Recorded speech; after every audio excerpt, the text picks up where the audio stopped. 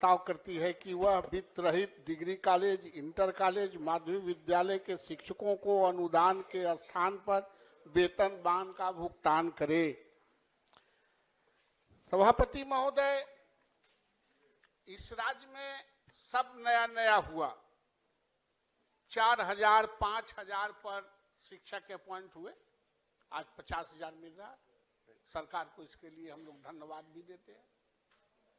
जो primary school था वो +2 में तब्दील हो गया, धन्यवाद के पात्र हैं आप।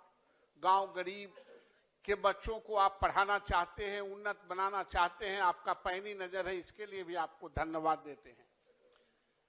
लेकिन जो राज्य में डिग्री कॉलेज है, इंटर कॉलेज है, माध्यमिक विद्यालय, जो गांव के लोगों ने चंदा करके, बिहरी करके, अपना जमीन डोनेट करके 6-6 एकड़, 10-10 एकड़, आज आप 3 डिसमिल और 4 डिसमिल जमीन इसी सदन में आपने कहा कि प्राइमरी विद्यालयों को खोलने के लिए आप हमको दे दें। जो यूनिट है और जिसके जमीन नहीं है उनके बाप दादा के नाम पर हम उस स्कूल को कर देंगे।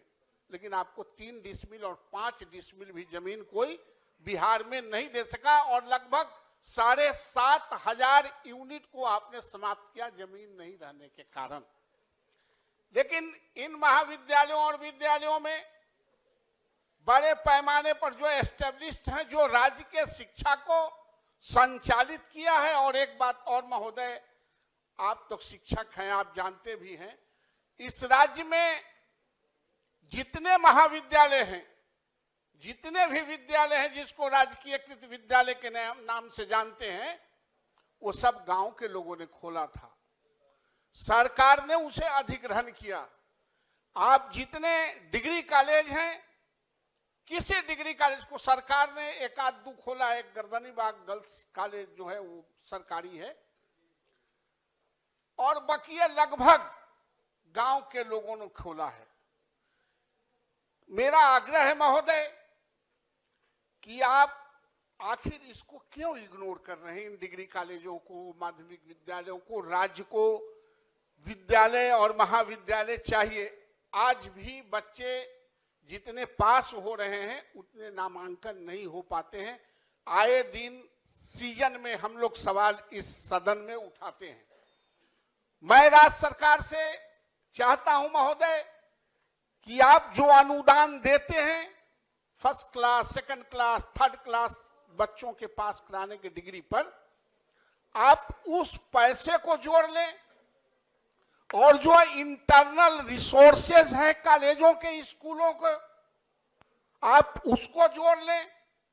अगर दोनों को जोड़ के आप एक फिक्स अमाउंट उसको डायरेक्ट सैलरी के रूप में निर्धारित करते हैं तो हम समझते हैं कि हमारे जो कॉलेज मर रहे हैं आज, डिग्री कॉलेज और माध्यमिक विद्यालय, वो फिर से एक बार उसमें संजीदगी से काम करने का उत्साह आ जाएगा।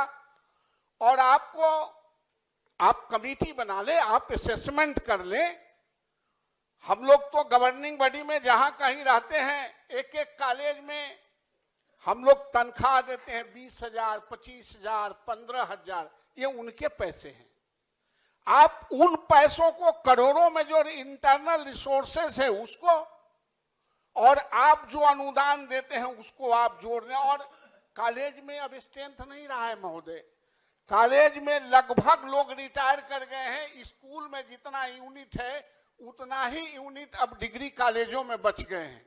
इसलिए सरकार से महोदय मेरा आग्रह है कि आप वेतन मान दें, आप अनुदान के जगह पर आप वेतन मान दें, असेसमेंट करा लें, कमेटी बना लें, और इन स्कूलों कॉलेजों को जो बिहार को लिटरेसी में आगे बढ़ाया है उसको अक्षुण्ण रखने की कोशिश करें महोदय। माननीय मंत्री।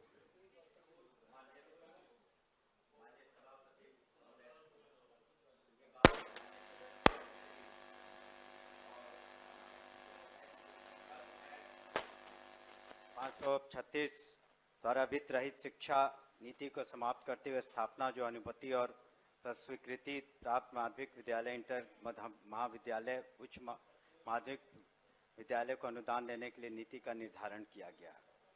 तो वित्त रहित डिग्री कॉलेज, इंटर कॉलेज एवं माध्यमिक विद्यालयों के शिक्षकों को अनुदान के स्थान पर वेतनमान का भुगतान करने संबंधी कोई प्रस्ताव विभाग के स्तर पर विचाराधीन नहीं है। लेकिन साथ ही साथ माननीय सदस्य काफ़ी पुराने सदस्य हैं और शिक्षा जगत से जुड़े हुए हैं और काफ़ी उनकी सोच का शिक्षा विभाग ने अन्य मुद्दों पर भी फ़ायदा उठाया है और कई बार माननीय एमएलसी साहबान लोग हमसे मिले हैं स्कूली शिक्षा के बारे में और विद्यालयों की शिक्षा के बारे में।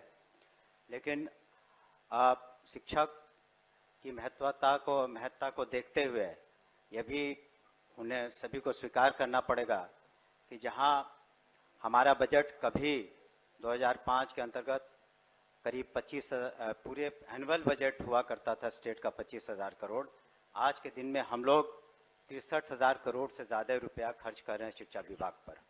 तो निश्चित रूप से माननीय मुख्यमंत्री के निर्देश पर और अगुवाई में सरकार काम कर रही है। लेकिन जो उनका प्रस्ताव है और उनकी सोच है उस पर हम विचार करेंगे। लेकिन तत्काल बजट को भी देखना पड़ेगा कि हम 8,000 करोड़ से ज़्यादा सिर्फ महाविद्यालयों जो यूनिवर्सिटीज़ है उनको देखते हैं, स्टेट रन यूनिवर्सिटीज़ को, और जो वित्त रहित है उसको भी हम लोग अनुदान देते हैं। तो आपका सुझाव है जो आपने कहा कि जो इंटरनल रिसोर्सेज हैं और साथ साथ जो अनुदान की राशि है दोनों को जोड़ करके क्या, तो इस पर विभाग निश्चित रूप से विचार करेगा और उसके जो प्रोज कॉन्स हैं उसका जो फ़ायदा बेनिफिट कॉस्ट बेनिफिट एनालिसिस करके हम लोग एक निर्णय पर पहुंचेंगे। और तत्काल माननीय सदस्य से हमारा अनुरोध होगा कि वो अपना संकल्प वापस माननीय लें। मंत्री जी, मुझे जानकारी है सभापति महोदय के साथ आपकी कोई बैठक भी हुई है और जिसमें माननीय सदस्य भी यहाँ के रहे हैं, तो उस बैठक में भी विचार हो रहा था शायद, और माननीय सदस्य तो यही सुझाव दे रहे हैं कि जो आंतरिक स्रोत हैं महाविद्यालयों के या विद्यालयों के उनको लेकर के और फिर आप जो देते हैं एक समेकित बैठक हो और इसका कोई समाधान निकल सकता है कि नहीं, इस पर विचार करना चाहिए। उस बैठक का जो सभापति महोदय के साथ बैठक हुई आपकी, उसमें क्या प्रगति है? महोदय, उस बैठक में बहुत सारे जो विचार थे उसको हम लोगों ने ग्रहण भी किया है और जो खास करके जो यूनिवर्सिटीज़ और जो डिपार्टमेंट के बीच में कुछ तकरार कह सकते हैं या गलतफहमियां थी वो बहुत सारी दूर भी हुई हैं।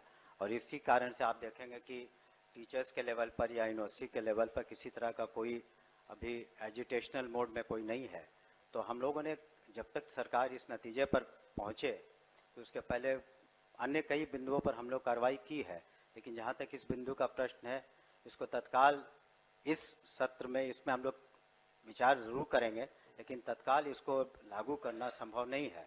इसमें बजटीय प्रावधान, कितने लोग हैं, बहुत सारी बातें हैं कि कितना कुछ हम सरकार की भी एक लिमिट होती है कि कहाँ तक किस विभाग पर आप खर्च कर पाएंगे। तो उसका कॉस्ट बेनिफिट एनालिसिस और क्या इसके फ़ायदे होंगे उसको हम लोग ज़रूर उसको स्टडी करके फिर उचित निर्णय पर, और जो सहयोग होगा और जो विचार होंगे माननीय सदस्य के, उसको हम लोग ज़रूर।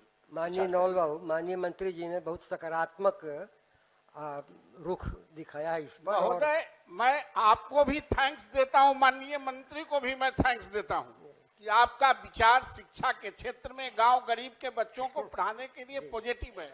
लेकिन महोदय, एक बात जो माननीय मंत्री कह रहे हैं कि बजट का बढ़ोतरी, मैं कह रहा हूं आपके बजट का बढ़ोतरी होगा तो आप नहीं देंगे।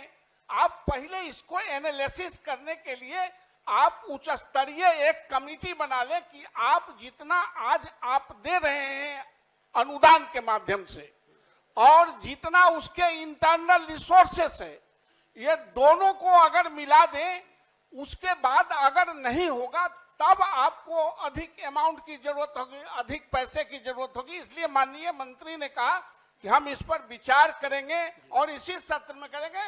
एक मेरा आग्रह है कि यह घोषणा करें कि हम इसके असेसमेंट कमेटी बना के, आप जब तक असेसमेंट नहीं कराएंगे तब तक आपको पता नहीं चलेगा कि इसकी क्या अद्यतन स्थिति है। महोदय, मैंने जो एक शब्द कहा कॉस्ट बेनिफिट एनालिसिस, आकलन की बात उन्होंने कही, तो हमने आकलन कॉस्ट बेनिफिट एनालिसिस इस बात को निश्चित रूप से आकलन करेगा। जब कॉस्ट और बेनिफिट होगी तो ये सारी बातों को एक जेनरिक शब्द है जिसका इस्तेमाल करते हैं इस तरह के, जब कोई संकल्प आते हैं या किसी तरह का प्रस्ताव आता है, तो मैं समझता हूं कि इन बातों को हम जरूर विचार करेंगे। ठीक है। जी जी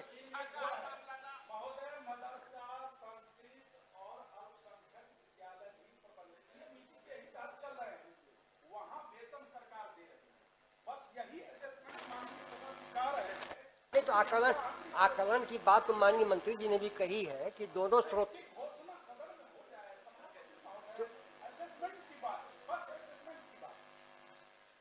समय सीमा काफी बढ़ रही है, इसलिए नहीं। समय सीमा कहाँ मांग रहे हैं जी महोदय, हम लोग समय सीमा नहीं मांग रहे हैं। जी जी हम लोग समय सीमा की बात माननीय मंत्री जी को नहीं कह रहे, हम कह रहे हैं कि आप जो अभी कमिट किया है उसको सदन को आश्वस्त करा दें कि हम एक कमेटी बना के उसको असेसमेंट करा लें, बस इतना ही तो हम लोग चाहते हैं। हम कहाँ कह रहे हैं कि आप अलग से कोई पैसा दे दीजिए। एक विजन क्रिएट हो जाए कि हमको कितना देना पड़ेगा, एक कमेटी बना दें। आप अपने मनोनुकूल कमेटी बनाएं, हमारे कहने पर, सदन के कहने पर नहीं, कमेटी आपको बनाना है। माननीय मंत्री जी, ठीक, दिखवा लेंगे, ना कर लेंगे। संकल्प को वापस लेने की कृपा करेंगे। और ये माध्यमिक विद्यालय में राज्य के 85% बच्चे पढ़ते हैं। माननीय 85% लोग इसी तरह के महाविद्यालय और विद्यालय माननीय मंत्री, उनके साथ भेदभाव क्यों? माननीय मंत्री जी कुछ कह रहे थे, बस आप सुन लें। अब इसको अच्छा, इतनी बातें हुई, मैं समझता हूँ कि नौल बाबू आप संतुष्ट होंगे। और उन्होंने कहा कि जो आंतरिक स्रोत है महाविद्यालयों या विद्यालयों के, या सरकार जो पैसे देती है, इन पर आकलन करके एक बातचीत होगी, तैयार है उसके लिए। माननीय मंत्री जी को धन्यवाद देते हुए इन्होंने आकलन कराने की